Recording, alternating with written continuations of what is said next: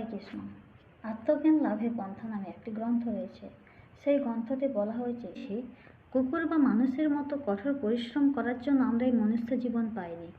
শুধু এই রকম পরিশ্রম করলেই হয় না, এর সঙ্গে সঙ্গে কৃষ্ণ ভক্তি অথবা কৃষ্ণ প্রেম থাকতে হয়। আমাদের কর্ম হচ্ছে জীবনে পূর্ণ সাফল্য অর্জন করা, এবং সেই পূর্ণতা প্রাপ্তির জন্য আমাদের অবশ্যই সচেষ্ট হতে হবে। যদি মানুষ সেদিকে সচেষ্ট না হয়, শুধুমাত্র এইভাবে কুকুর শকুরের মতো পরিশ্রম করে, তাহলে সেটাই হবে তার দণ্ড।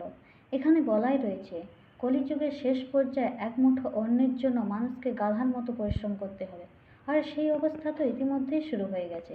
প্রতিদিনই মানুষের কঠোরতা বাড়ছে, কিন্তু পারিশ্রমিকের মান কমছে। পশুর মতো কঠোর পরিশ্রম করার জন্য মনুষ্য জীবন নয়। তবে কোন মানুষ যদি তার কর্তব্য সম্পাদন অবহেলা করে, তাহলে প্রকৃতির নিয়মে তাকে পশুর মতোই কঠোর পরিশ্রম করতে হয়। অবশেষে জন্মের পর তাকে একটি পশু শরীরে ধারণ করতে হয়।